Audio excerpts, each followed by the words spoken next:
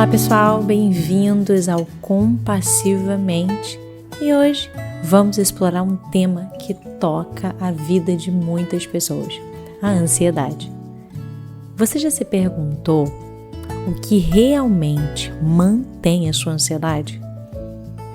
Exatamente, nesse episódio vamos desvendar os fatores que alimentam a sua ansiedade e como podemos abordá-lo de maneira mais compassiva e eficaz. Eu sempre vou estar tentando trazer aqui uma percepção mais compassiva sobre o cenário, sobre as situações que vocês estão vivenciando. Então hoje, nesse episódio, nós vamos tentar entender o que mantém a sua ansiedade. Vamos lá?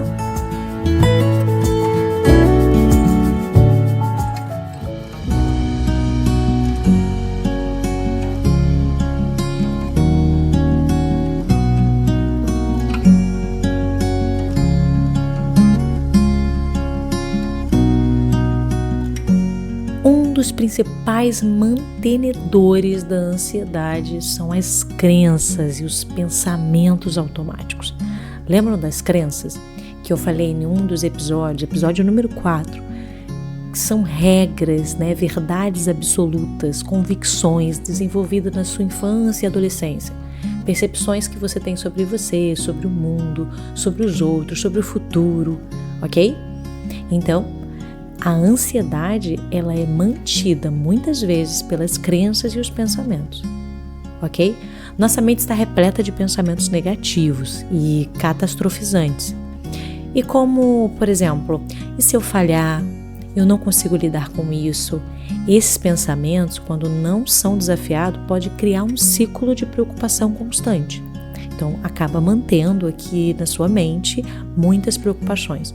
É como que se automaticamente vários outros pensamentos começam a surgir. É como uma cascata, tá? A sua ansiedade não fica satisfeita com as respostas que você apresenta e automaticamente vai surgindo mais pensamentos, mais preocupações. Eu vou trazer um exemplo aqui para ajudar. Vamos lá. Imagine que você está prestes a fazer uma apresentação no trabalho, ok? Antes mesmo de começar, a sua mente já está cheia desses pensamentos. E se eu esquecer o que dizer? E se eu parecer nervoso na frente de todos? Esses pensamentos iniciais, eles disparam, E aí automaticamente eles disparam uma série de outros pensamentos.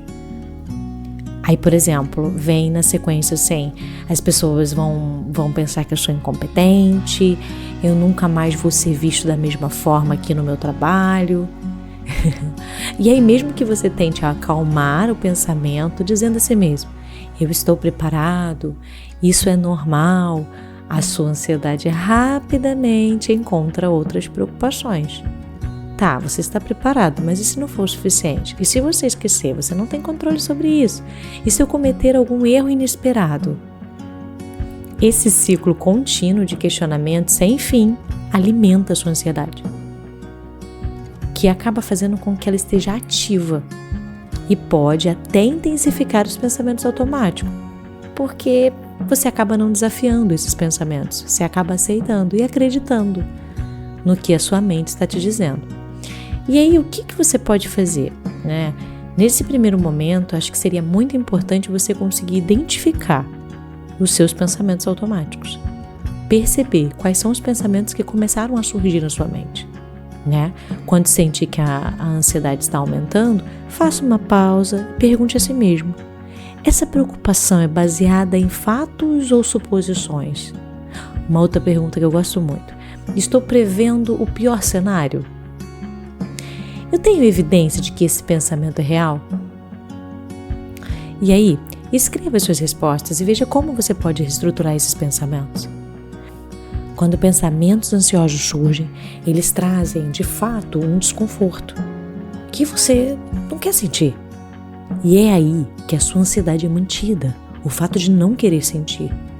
Quando você evita situações que te causam desconforto, como falar em público ou enfrentar o desafio, pode sentir um alívio imediato.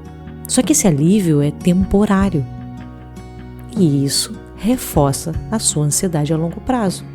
O ciclo de evitar pode tornar as situações cada vez mais difíceis de ser enfrentadas.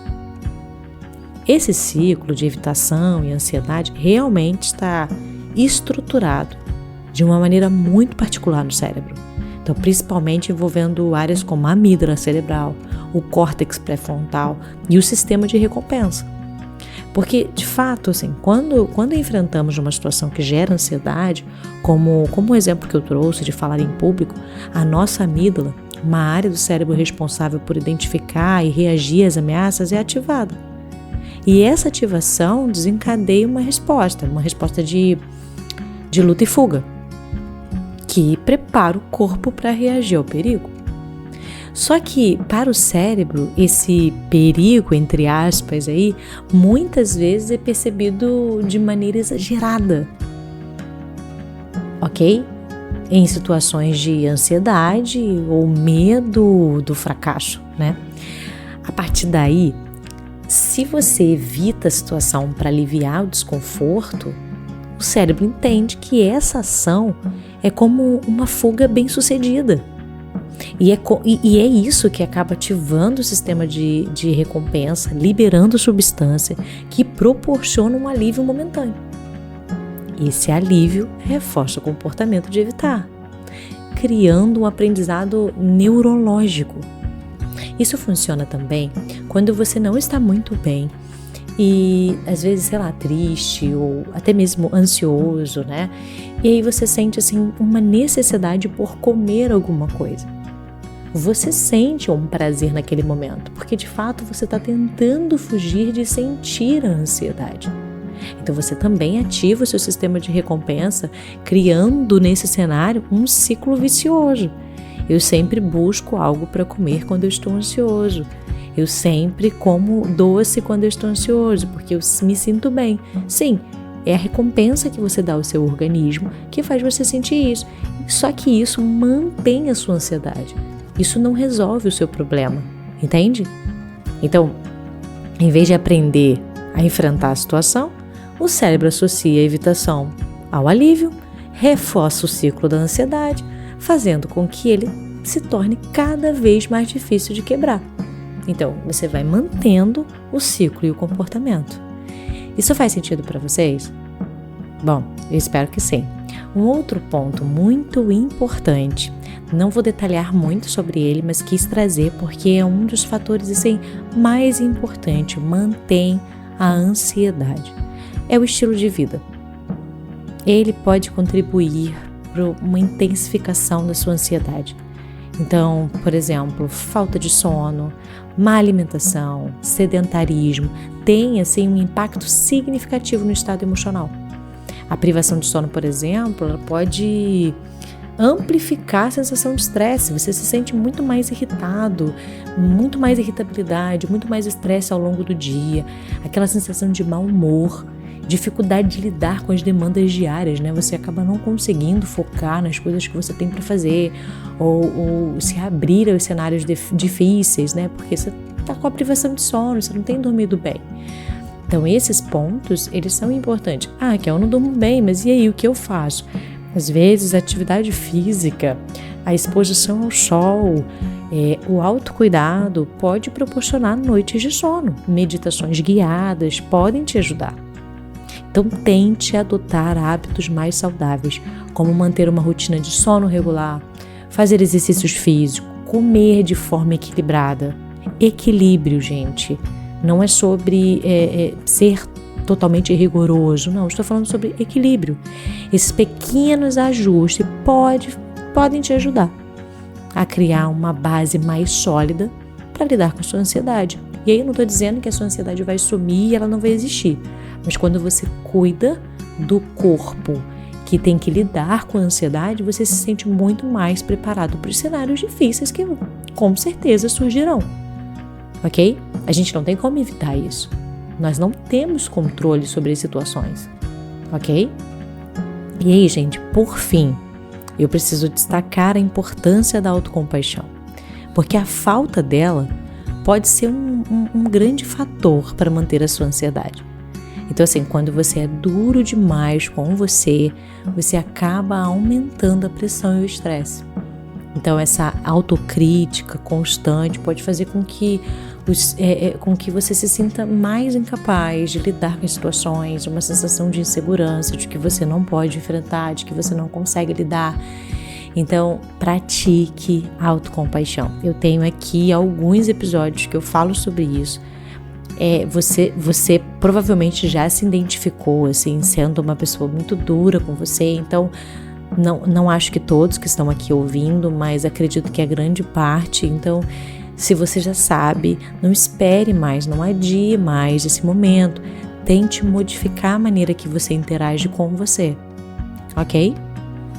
Bom, hoje discutimos o que mantém a ansiedade e como podemos abordar esse tema de maneira mais compassiva. E aí, gente, o que eu queria dizer para vocês? Lembre-se que essa sua ansiedade é uma experiência comum.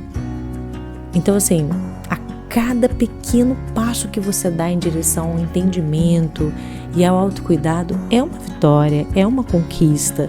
É você, de fato, fazendo movimentos para se ajudar. Ok? Bom, se você achou esse episódio interessante, importante, se ele te ajudou, encaminhe ele para alguém, para que ele possa auxiliar alguém também. Eu espero que essas reflexões e dicas sejam úteis, ok? Pessoal, até a próxima. Tchau, tchau.